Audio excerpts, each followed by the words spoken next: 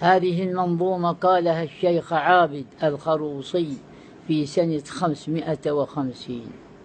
وفي آخر الأزمان تظهر عجائب من الفسق والطغيان والجور والغنى، ستظهر أمور هائلات عظيمة فما بعدها إلا القيامة تأتينا. فتظهر طيور طائرات إلى الهوى ليعبروا فيها الناس في كل موطن، وتظهر دوابا مسرعات بسرعة فسرعتها كالريح تقصي الأماكن.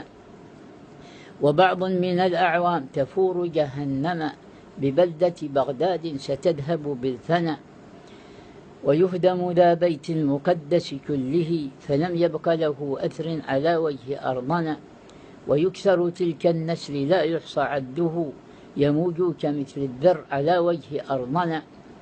وتظهر حروب هائلات عظيمة فتبقى النساء حائرات بلا عنى، و50 منهن يلدن بواحد تقول له يا صاحب الخير أحمنا.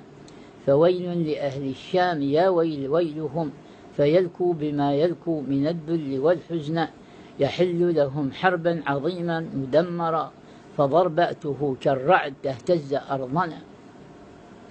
سبحان الله، نسأل الله السلامة. أحسنت شايب خلف، أحسنت، جزاك الله خير.